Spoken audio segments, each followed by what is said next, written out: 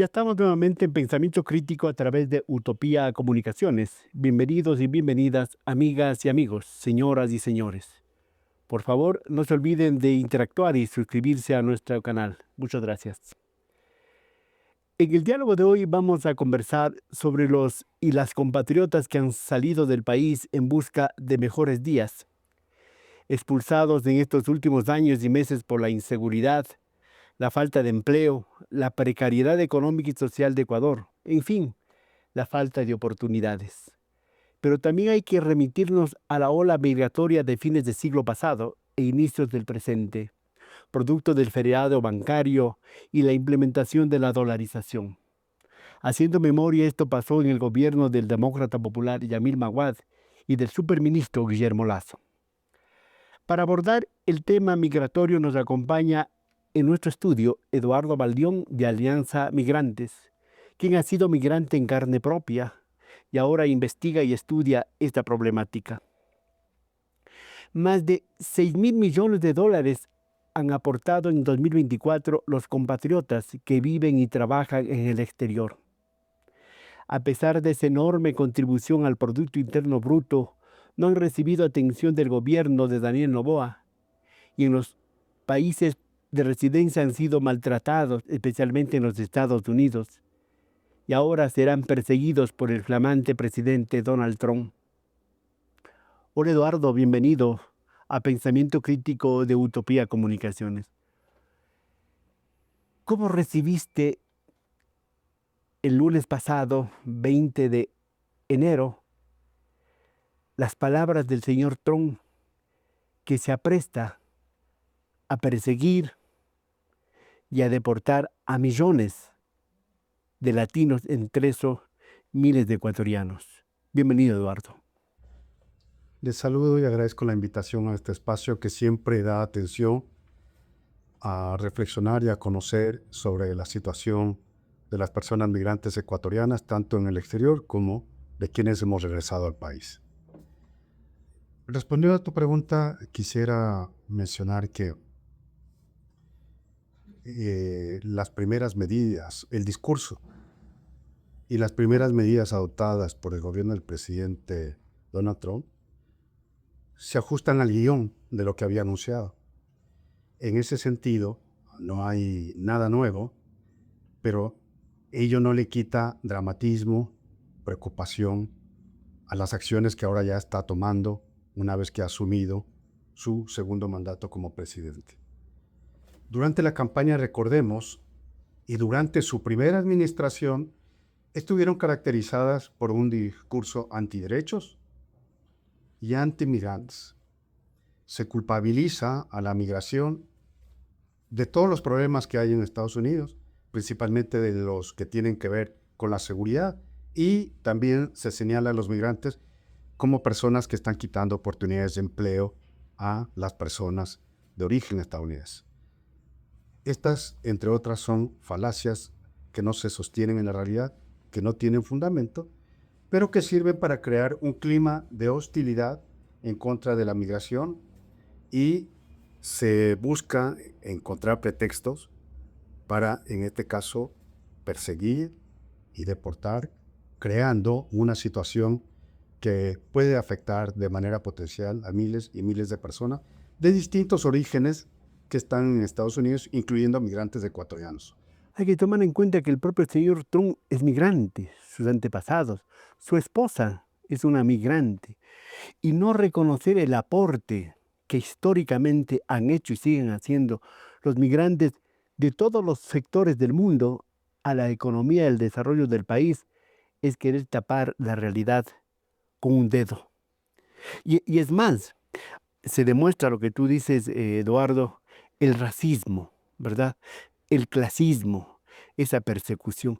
¿Crees tú que 35 millones de migrantes podrán ser expulsados y 35 millones son delincuentes? Porque eso dice él, que son delincuentes, que se comen ratas, que esto, que lo otro. Así, tan despreciable ha sido el discurso del señor Trump. Pero ¿crees tú que en la realidad pueda hacer eso el señor Trump?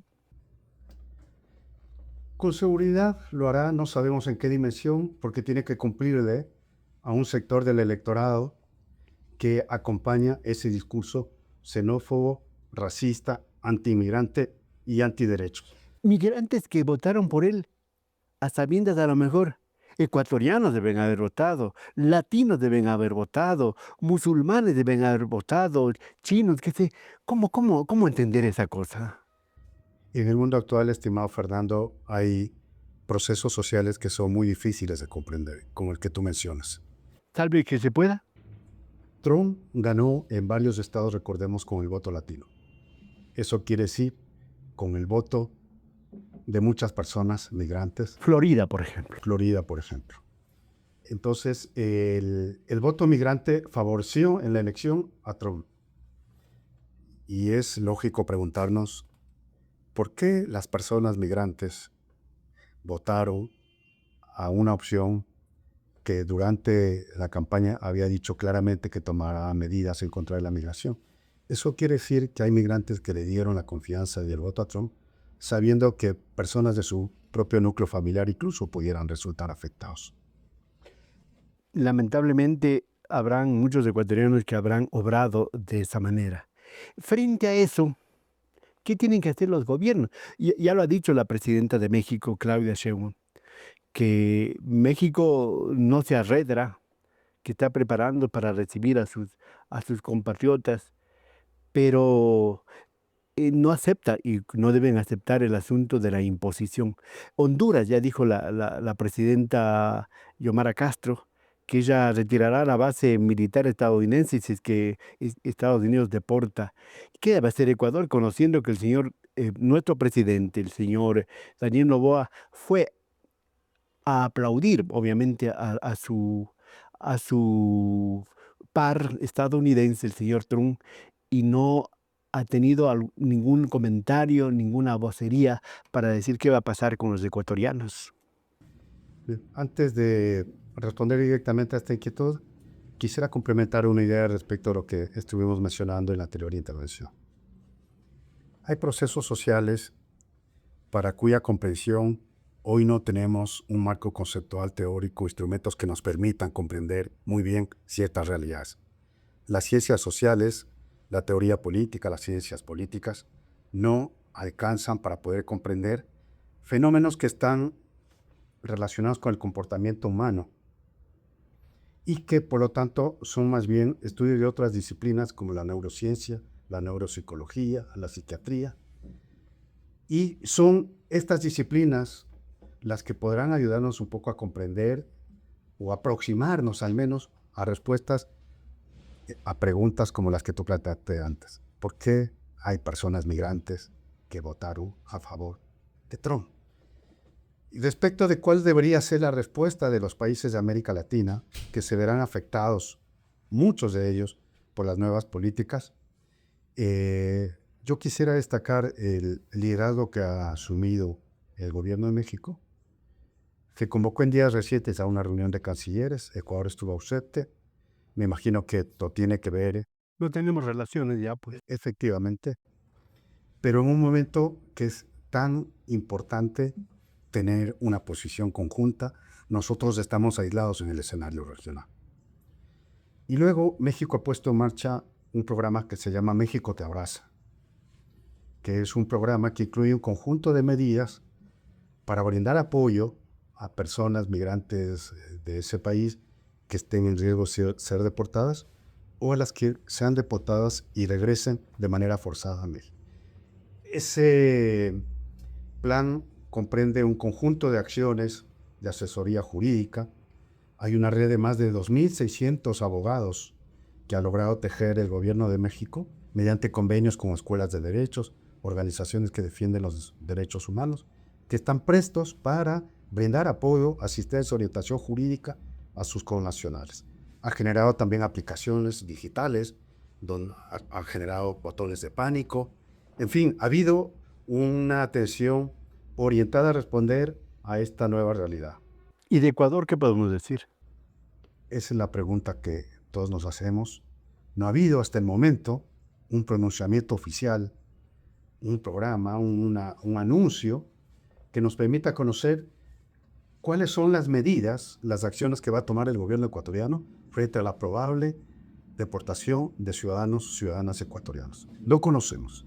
Y tomando en cuenta que son más de 6.000 millones de dólares que aportan al Producto Interno Bruto ecuatoriano, tomando en cuenta que eso abismalmente es superior a la cacareada inversión externa que hablan nuestros gobiernos, nuestros presidentes, en todo caso.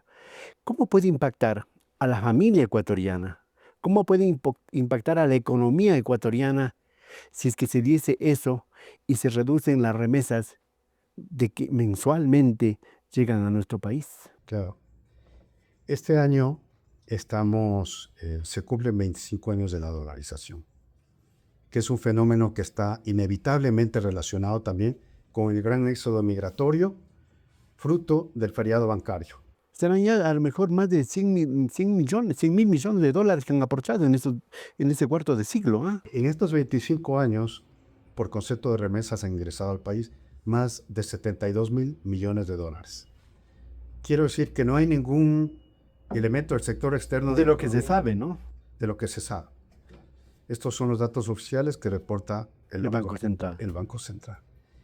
En los últimos años, particularmente desde el 2017, el crecimiento de flujo de remesas ha sido constante y cada año nos vemos ante cifras que nos sorprenden mucho. El primer dato que llamó mucho la atención fue cuando durante 2 años consecutivos las remesas superaron los 3.000 millones de dólares. Pero luego vimos que al año siguiente superaron los 4.000 millones de dólares. Luego vimos que superaron los 5.000 millones de dólares. Hasta en la pandemia. Incluso en la pandemia. Claro. De hecho, en la pandemia se incrementó el flujo de remesas. Porque muchas familias acá, como recordaremos, perdieron sus ingresos, perdieron su fuente de trabajo. Estábamos encerrados. Pues. Y en 25 años, las remesas de los migrantes han sido un pilar fundamental de la economía ecuatoriana, de la economía familiar y de la dolarización. No hay manera de comprender la economía ecuatoriana sin el flujo de remesas, sin el aporte, sin el sacrificio, sin la contribución de las personas migrantes. Ahora bien, la pregunta es, ante ese esfuerzo, ese sacrificio, ese compromiso, ¿Qué han recibido? ¿qué hemos recibido? ¿Qué hemos recibido? Y lo que ha venido ocurriendo en los años recientes ha sido un paulatino abandono del Estado ecuatoriano a los migrantes ecuatorianos, tanto en el exterior, tanto como los retornados. Y una muestra de eso es lo que mencionamos hace un momento. No conocemos que haya un plan que vaya a dar respuesta ante la posible deportación de personas ecuatorianas de Estados Unidos, a no ser, porque esto se ha normalizado también en el país, que ese plan existe en la mente de algunos funcionarios que dirán, es que tenemos un plan, pero no... Un plan fénix migratorio. Todo es posible, ¿no? Es posible. En política pública, Fernando, y la audiencia que nos escucha debe saber, un plan existe cuando está declarado. ¿Qué quiere decir? Que está escrito, que ha sido formulado, que tiene unos objetivos, unos ejes de trabajo, unas metas, unos recursos asignados, que prevé alcanzar unos determinados resultados y que tiene una firma de responsabilidad, que tiene una firma de autorización. Entonces, por lo tanto, cuando nos dicen que existe un plan, pero ese plan uno no lo encuentra ni en la página de los ministerios ni en ningún otro lugar, lo que nos están diciendo es que tienen algunas ideas. Probablemente esas ideas son buenas. Como no las conocemos, queremos pensar que son buenas ideas, pero las buenas ideas no hacen un plan. En política pública hay que actuar con rigor. Y con rigor significa que un plan tiene que estar declarado, escrito, aprobado y publicado para que podamos hablar en rigor de que existe un plan. Sí, los creyentes dicen, pues, el infierno está pavimentado, puesto baldosas. Así será. Yo decía como unos 100.000 millones. ¿Por qué? Porque no todo lo que reporta el Banco Central es lo que llega, pues. Van amigos, les mandan una platita, o vienen ellos, traen alguna platita. Si sumásemos todos esos recursos, yo creo que no sería muy loco de mi parte decir que cerca de unos 100.000 millones de dólares han aportado en el último cuarto de siglo los migrantes. Oye, y a propósito de que no hay políticas de Estado, no hay políticas de gobierno, en el debate que hubo el pasado domingo, ni una palabra sobre migrantes. Nada. Efectivamente, uno constata con mucha tristeza que es un tema que no tiene preponderancia en la agenda de los distintos partidos políticos, del propio gobierno, de los distintos binomios. Me parece que el Ecuador tiene una deuda con sus migrantes. Y esa deuda, lejos de pagarse, se va acrecentando. Porque estamos ante una situación paradójica. Mientras más envíos de dinero vienen desde el exterior hacia el Ecuador, mayor parece ser la indiferencia, la indolencia y el abandono. Por lo tanto, no deja de ser preocupante, inquietante y doloroso constatar que el tema que concierne a la situación de los migrantes, incluso en un momento tan delicado como el actual, no ocupe un espacio relevante en las plataformas políticas. Pero en todo caso, Eduardo, cuando hay elecciones van por los candidatos a España, a los Estados Unidos. Cuando es el día de la ecuatorianidad van al desfile. Hay legisladores, asambleístas por los migrantes. ¿Qué hacen aquellos? ¿Qué dicen cuando va el candidato a presidente Noboa, por ejemplo, u los otros candidatos y se reúnen, sacan videos, fotos, TikTok? ¿Qué les dicen? Tú tienes toda esa experiencia. ¿Qué suelen decir? Bueno, yo quiero decir que, y destacar, porque en este escenario de inquietudes y preocupaciones hay aspectos positivos también, y yo quiero destacar particularmente uno. En el mes de noviembre hemos presentado un proyecto integral de reformas a la Ley Orgánica de Movilidad Humana que fue promulgada en el año 2017. La ley, si bien en su momento fue un instrumento jurídico avanzado comparado con otros países de la región, tuvo muchas deficiencias en su aplicación. Y eso tiene que ver básicamente porque ha habido sucesivos gobiernos que no le han prestado atención a la migración ecuatoriana. Entonces, ese esfuerzo de construcción de un proyecto de reformas a la ley es una iniciativa en la que participaron más de 500 personas. Personas migrantes, refugiadas que están en nuestro país, de diversos orígenes nacionales.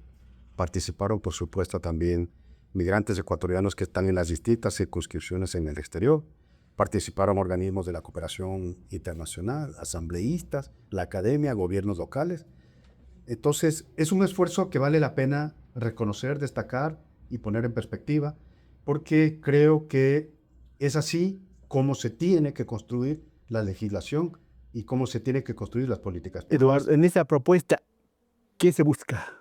¿Qué se plantea para mejorar esta situación de los compatriotas? Yo diría que hay dos grandes objetivos. Uno, garantizar el ejercicio de los derechos que ya están establecidos en la Constitución y en la propia ley. Pero todos sabemos que para garantizar derechos tienen que existir planes y programas concretos. Política, exactamente, política pública. El instrumento con el que cuenta el Estado para garantizar el goce de los derechos que están en la institución es la política pública. Eso quiere decir planes, programas, acciones y recursos. En la actualidad, en Ecuador no tenemos el Plan Nacional de Movilidad Humana, que es un instrumento básico de la política de movilidad humana que ha existido anteriormente, pero que en la actualidad no hay. Ya llevamos 2 gobiernos de manera consecutiva en los que no contamos con un Plan Nacional de Movilidad Humana. ¿Cómo podemos conocer, saber cuál es la respuesta del Estado ecuatoriano ante el escenario de la movilidad humana? Lo que hay actualmente es un plan estratégico institucional del Ministerio de Relaciones Exteriores y Movilidad Humana, que más bien es un plan que pone el acento en la política exterior, en el comercio exterior, lo cual por supuesto es destacable, pero Plan Nacional de Movilidad Humana no existe. Por lo tanto, esta ausencia de instrumentos de política pública dicen 2 cosas: la falta de interés en el tema y la dificultad, por lo tanto, de conocer cuál es el rumbo en estos aspectos. Eduardo, la gente que nos está mirando, que nos está escuchando, dirá, bueno, pregúntenle a Eduardo, el que está en contacto permanente. Ahora mismo me consta una llamada telefónica para enterarse de algunas cosas. ¿Cómo están viviendo los ecuatorianos, sobre todo en los Estados Unidos? ¿Y cómo han vivido desde el triunfo del señor Trump? ¿Verdad? Y ya en la posesión del señor Trump en el juramento, ¿qué te cuentan? ¿Qué te dicen? ¿Qué están haciendo? ¿Qué están pensando los ecuatorianos y ecuatorianas que están en los diferentes estados de los Estados Unidos frente a esta situación?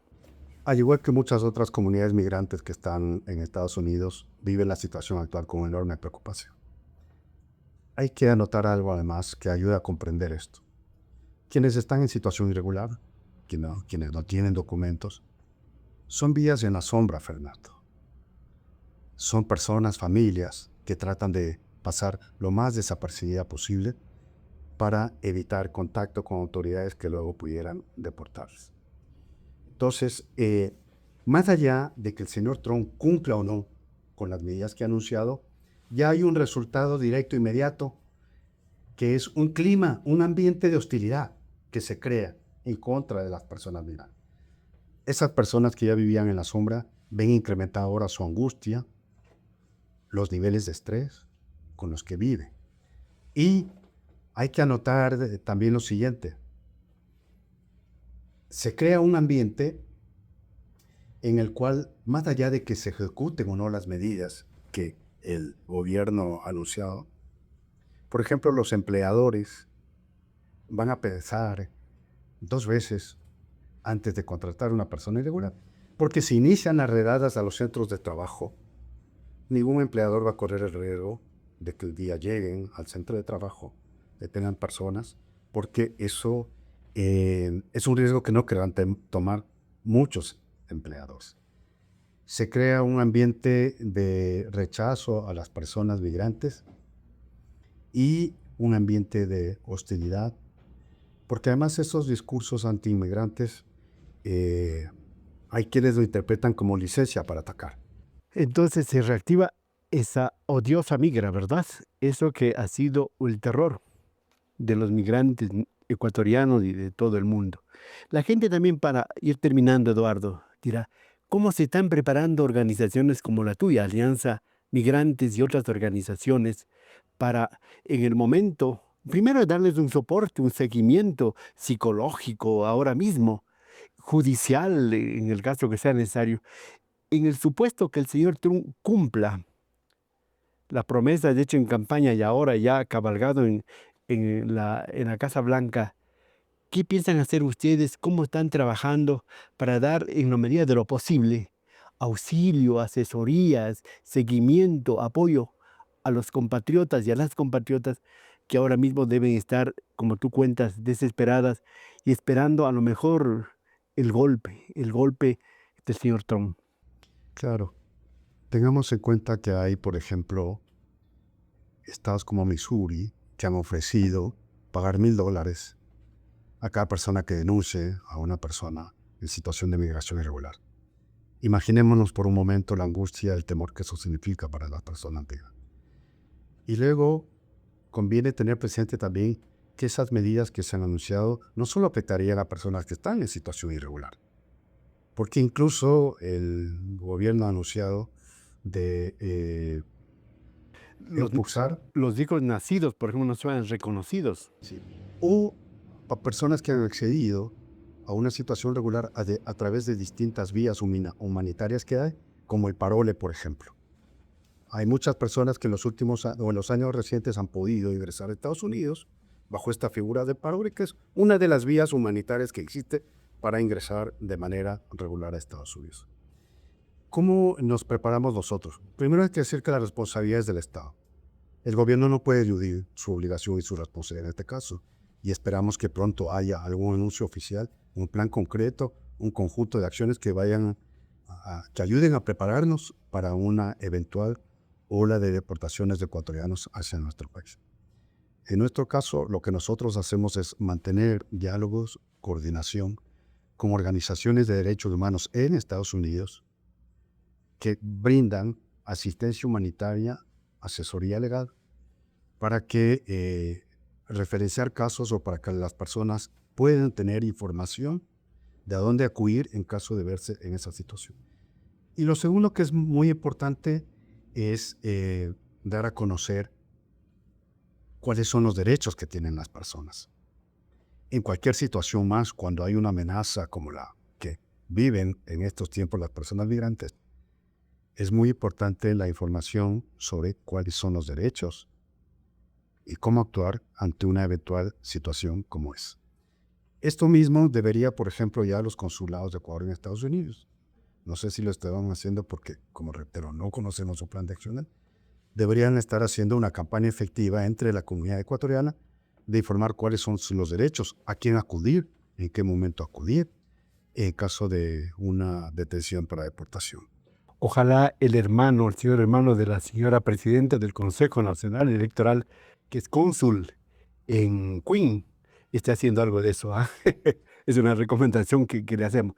Eduardo, no sé si para terminar brevemente alguna reflexión, alguna, algún mensaje, llamémosle, en este momento tan duro que van a vivir en los Estados Unidos y están viviendo compatriotas y acá sus familias y nosotros los ecuatorianos que vamos a ver desprovistos de ese aporte, de esa cantidad de dinero que sostiene, como tú dijiste, la dolarización, las familias y la economía nacional. Son tiempos de oscuridad, Fernando, no solo en Ecuador, y vaya que la retórica aplica en nuestro caso, no solo por el tema de los apagones.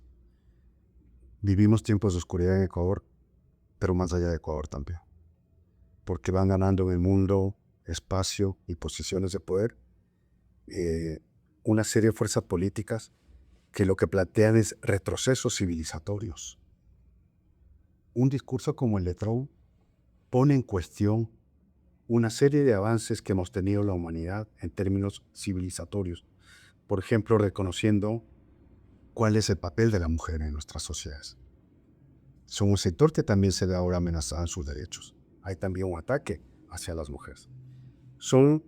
Estamos en una coyuntura, en un momento en el que muchos de los logros que hemos alcanzado como civilización están siendo socavados. Y eso nos pone en peligro a toda la humanidad, porque los avances civilizatorios, Fernando, son aquellos acuerdos e instrumentos que nos permiten organizarnos mejor como sociedad y también permiten una convivencia más pacífica, tanto en las sociedades como entre los países. En esos tiempos de oscuridad, ¿dónde está la luz? En la solidaridad, Fernando. Son tiempos en los que la solidaridad tiene que ser mucho más activa, mucho más contundente, y porque son esos lazos de fraternidad y de solidaridad los que nos ayudarán a encontrar la luz en un escenario de oscuridad. Yo diría y agregaría, Eduardo, para terminar, que esos derechos no han sido dádiva de nadie, sino conquista de los pueblos y de la humanidad. Efectivamente, es que esos derechos marcan avances civilizatorios, nos hacen una mejor humanidad, aún con todos los desafíos y los problemas que hay, pero son conquistas que a todos nos ayudan a reconocernos como parte de la... Eso, que es el resultado de una lucha civilizatoria de mucho tiempo, de largo alcance, hoy está en duda, está siendo socavado por discursos que vienen desde el poder, que tienen un enfoque antiderechos. Y que en América Latina, en el Ecuador, hay voceros, hay ecos.